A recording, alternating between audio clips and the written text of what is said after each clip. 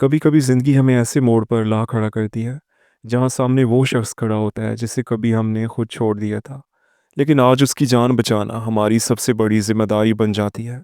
सोचिए उस वक्त आप क्या करेंगे।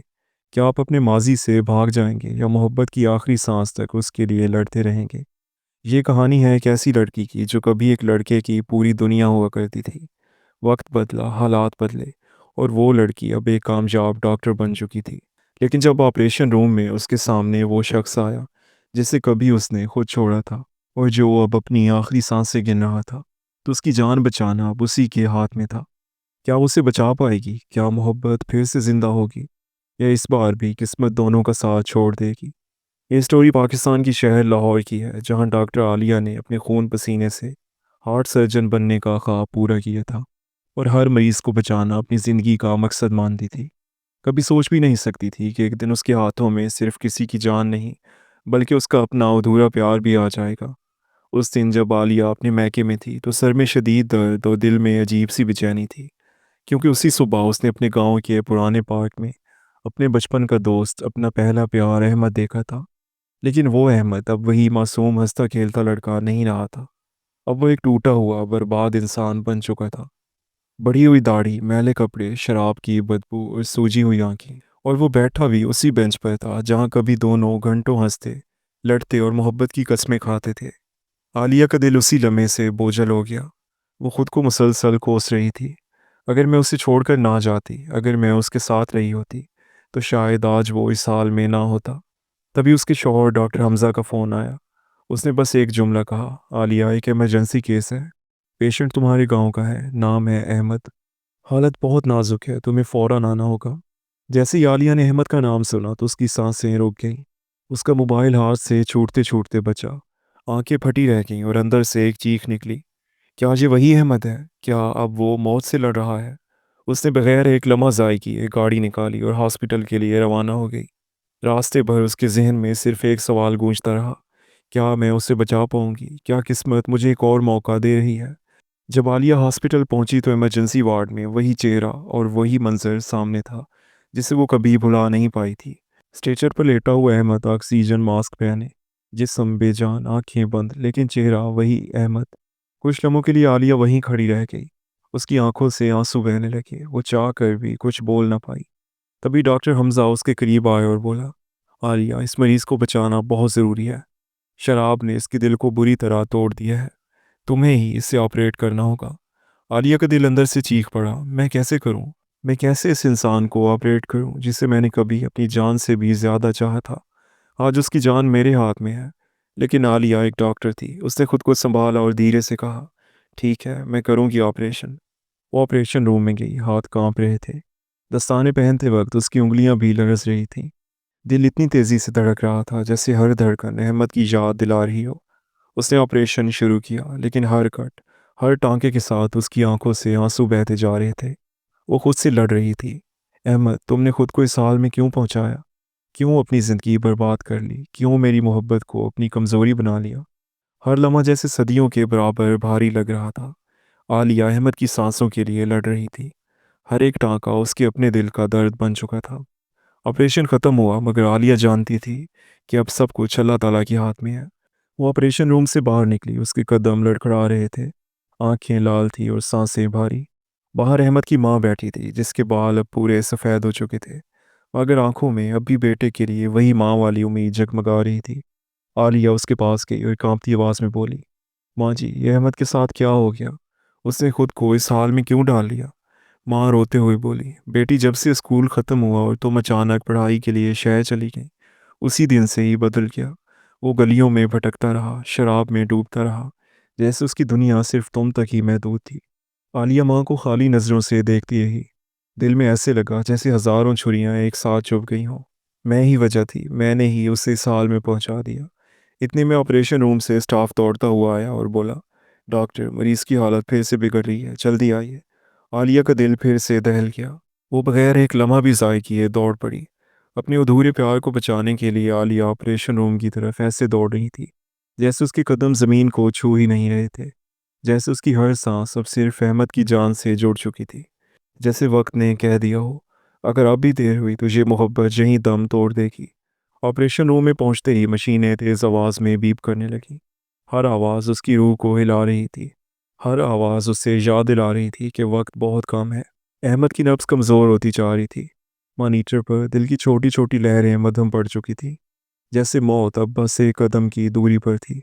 आलिया ने आंसू पूछे, खुद को संभाला, दास्तानें दोबारा पहने और पूरी हिम्मत से अहमद की सांसों के लिए जंग शुरू कर दी।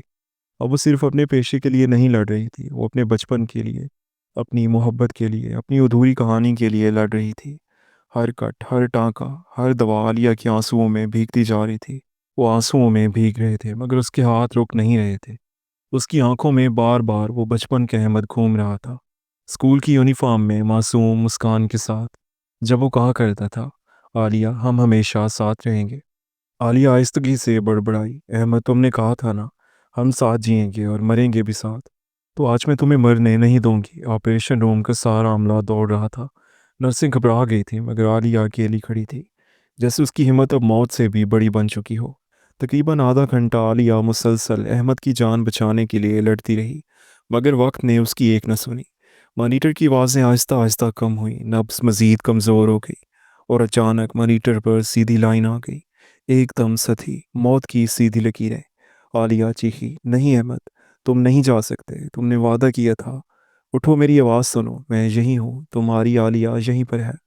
वो दौड़कर उसके सीने पर दिल दबाने लगी, जैसे उसकी रूह अभी भी कह रही हो कि मौजज़ा हो जाएगा।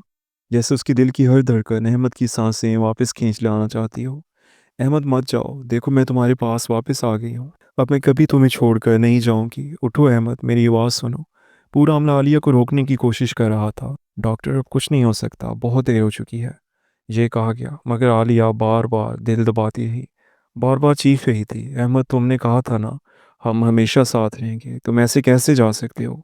आखिरकार मशीनें बंद कर दी गईं, डॉक्टर्स ने सर झुका लिया। ऑपरेशन रूम खामोश हो गया और वहाँ सिर्फ आलिया के रोने की आवाज़ गूंज रही थी। वो वहीं फर्श पर बैठ गई, जैसे उसके जिस्म से सारी कुव्वत निकल गई हो, जैसे उसकी रूह भी अहमद के साथ चली गई हो। उसकी आंखें अहमद की बंद आंखों को देखती रहीं। यकीन नहीं हो रहा था कि जो लोगों की जानें बचाने के लिए वो डॉक्टर बनी थी, आज अपना ही प्यारा उसके हाथों से फिसल गया। वो बहुत देर तक इसी तरह बैठी रही, जैसे उसकी सांसें भी रुक गई हों। थोड़ी देर बाद एक नर्स ने उसके कंधे पर हाथ रखा। मैम, प्लीज़ आप बाहर चलेंगी तो बेहतर होगा। आलिया उठने की कोशिश कर रही थी मगर उसका चलना अधूरा था। उसकी रूह जैसे टूट चुकी थी। वो ऑपरेशन रूम से बाहर आई तो सामने अहमद की माँ बैठी हुई थी, जैसे माँ अभी भी अल्लाह ताला से मिन्नतें कर रही हो, मेरे बेटे को बचा लो।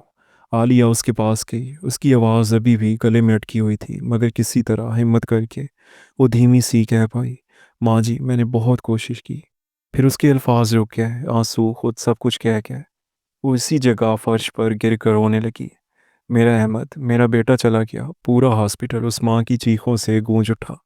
आलिया बस यही दोहराती रही, माँ जी, मैंने बहुत कोशिश की थी, मैंने कुछ नहीं छोड़ा था, मैंने उसे बचाने के लिए सब कुछ किया था। मगर किस्मत आलिया की सुनने को तैयार नहीं थी। वो आहिस्तगी से उठकर अपने घर पहुंच गई। जब आलिया घर पहुंची तो जैसे उसके कदम खुद को खींचते हुए आ रहे थे। दरवाज़ा आहिस्तगी से बंद किया और बगैर किसी से कुछ कहे वो सीधा अपने कमरे में चली गई, जैसे वो इस दुनिया से जुदा हो चुकी हो, जैसे उसके पास कोई सवाल ना रहा हो, कोई जवाब ना रहा हो। बस एक अधूरी मोहब्बत थी जो अब कभी पूरी नहीं हो सकती। वो कमरे के फर्श पर बैठ गई, दीवार से सर टेक कर खुद से बड़बड़ाने लगी, क्यों अहमद, क्यों कर लिया तुमने ये सब, क्यों खुद को बर्बाद क्यों कर लिया, मेरी मोहब्बत को अपनी कमज़ोरी क्यों बना लिया। उसकी आंखों से आंसू मुसलसल बहते जा रहे थे। उसने सर घुटनों में छुपा लिया, जैसे अपने ही बोझ तले दब गई हो और अपने बचपन की यादों में खो गई। तुम्हें याद है ना अहमद, जब हम स्कूल जाते थे, जब हम खेतों के रास्ते से हंसते हुए स्कूल पहुंचते थे, जब तुम्हारे बैग में मेरी पानी की बोतल होती थी, जब मैं तुम्हारे टिफ़िन से रोटी चुराती थी और तुम कहते थे कि हम कभी एक दूसरे से जुदा नहीं होंगे। आलिया की आंखों के सामने वो हर छोटी छोटी बात घूम रही थी। जब वो बैठकर घंटों बातें करते थे, जब अहमद कहता था, अगर तुम कभी भी मुझसे दूर चली जाओ तो भी मैं तुम्हें ढूंढ लूँगा। मगर आज अहमद खुद ही इतना दूर चला गया था जहाँ से कोई लौट कर नहीं आता। आलिया ने कांपते हाथों से अलमारी खोली। इसमें एक पुरानी किताब पड़ी थी जिसमें उसने अहमद के साथ अपनी स्कूल की तस्वीर रखी हुई थी। दोनों स्कूल की यूनिफॉर्म में मासूम चेहरे, हंसती हुई आंखें। आलिया ने वो तस्वीर सीने से लगा ली और बस फूट फूट कर रोने लगी। क्यों अहमद, क्यों मुझे ऐसे छोड़कर चले गए? उसी वक्त दरवाजे पर आहिस्ता सी दस्तक हुई। डॉक्टर हमजा घर आ चुका था। उसने नरम अंदाज में दरवाज़ा खटखटाया। आलिया, दरवाज़ा खोलो। क्या हुआ है तुम्हें? आलिया ने आहिस्तगी से दरवाज़ा खोला। उसका चेहरा गमगीन था, आंखें लाल थीं। उसकी रूह कहीं खो चुकी थी। हमजा ने फिक्रमंदी से पूछा, आलिया क्या हुआ? बताओ ना, आखिर क्या बात है? आलिया फूट फूट कर रोने लगी और कांपती आवाज़ में बोली, वो मरीज़ जिसे तुमने मुझे ऑपरेट करने को कहा था, वो कोई और नहीं था। वो मेरा बचपन का दोस्त था, मेरा पहला प्यार था। हमजा चौंक गया, जैसे उसने कभी ऐसा सोचा ही नहीं था। आलिया रोते हुए बोली, हम दोनों स्कूल एक साथ जाते थे, साथ जीने मरने की कस्में खाते थे। मगर किस्मत ने मुझे बाहर भेज दिया। मैं चली गई और वो टूट गया। मैंने उसे छोड़कर आगे बढ़ लिया, मगर वो खुद से भी दूर चला गया। हमजा थोड़ी देर खामोश रहा, फिर धीरे से बोला, आलिया, मोहब्बत कभी गलत नहीं होती, मगर मोहब्बत में खुद को बर्बाद कर देना भी दुरुस्त नहीं होता। अगर वो तुमसे सच्चा प्यार करता तो तुम्हारे लिए खुद को संभालता। तुम्हारी याद में खुद को ख़त्म कर देना मोहब्बत नहीं, ये उसकी हार है। आलिया कांपते हुए बोली, मैंने बहुत कोशिश की उसे बचाने की, मगर वो मुझसे भी हार गया, खुद से भी हार गया। हमजा ने आलिया के कंधे पर हाथ रखा और कहा, अब खुद को मिटाओ मत। जो चला गया वो लौट कर नहीं आएगा, लेकिन जो तुम्हारे साथ है उसे मत खोना। मैं जानता हूँ तुम्हारे दिल में उसकी जगह हमेशा रहेगी, लेकिन तुम्हारा आज भी तुम्हारा इंतज़ार कर रहा है। मैं तुम्हारे साथ हूँ, तुम्हारा हम सफ़र हूँ, तुम्हारा दोस्त भी हूँ। आलिया फूट फूट कर रोने लगी, जैसे उसकी रूह खुद से सवाल कर रही थी, क्या मैं खुद को कभी माफ़ कर पाऊंगी? उस रात आलिया बहुत देर तक खिड़की के पास बैठी रही, जैसे वो आसमान के तारों में अहमद को ढूंढ रही थी। जैसे वो जानती थी कि अहमद कहीं से उसे देख रहा होगा और शायद मुस्कुरा भी रहा होगा। आलिया ने आसमान की तरफ देखते हुए कहा, अहमद, तुम्हें मुझसे बिछड़ने का हक तो था, लेकिन खुद से बिछड़ने का हक तुम्हारे पास नहीं था। तुमने खुद को नहीं मारा, तुमने हमारी मोहब्बत को मारा है। लेकिन आज मैं तुम्हारी कहानी यहीं ख़त्म कर रही हूँ। तुम्हारी यादें मेरे दिल में रहेंगी, लेकिन अब मैं अपने रास्ते पर चलूँगी। तुम्हें अब सिर्फ दुआओं में छोड़ती हूँ। अलविदा अहमद। कुछ ही दिनों बाद आलिया उस पार्क में गई, उसी बेंच पर बैठी जहाँ आखिरी बार अहमद बैठा था। उसने अपनी और अहमद की तस्वीर उस बेंच पर रख दी, जैसे उसने अपनी माजी को वहीं छोड़ दिया हो। आलिया मुस्कुराते हुए वहाँ से चली गई। हाँ, उसकी मुस्कुराहट अब भी थोड़ी भारी थी, लेकिन अब वो बोझ नहीं थी। अब वो आगे बढ़ चुकी थी, अपने शौहर के साथ, अपनी ज़िंदगी के साथ और खुद के साथ। इस कहानी से यही सीखने को मिलता है, किसी के चले जाने से ज़िंदगी ख़त्म नहीं होती। अगर मोहब्बत में बिछड़ भी जाओ तो खुद को बर्बाद मत करना, क्योंकि मोहब्बत कभी खुद को मिटाने का नाम नहीं होता। मोहब्बत तो खुद को संवारने का नाम होता है दोस्तों। क्या आपके साथ भी कभी ऐसा अधूरा प्यार हुआ है? क्या आप भी कभी किसी की याद में खुद को खो बैठे थे? आपका क्या मानना है? मोहब्बत के लिए खुद को बर्बाद करना सही है या खुद को संभाल कर आगे बढ़ना? कमेंट सेक्शन में अपनी राय ज़रूर दीजिएगा, क्योंकि आपका जवाब किसी की ज़िंदगी बिखरने से बचा सकता है। और अगर ये स्टोरी अच्छी लगी हो तो लाइक करें, शेयर करें और हमारे चैनल शायान स्टोरीज़ को सब्सक्राइब कर दें। मिलते हैं ऐसी ही किसी नई स्टोरी के साथ, तब तक के लिए अपना ख्याल रखिएगा। अल्लाह हाफिज़।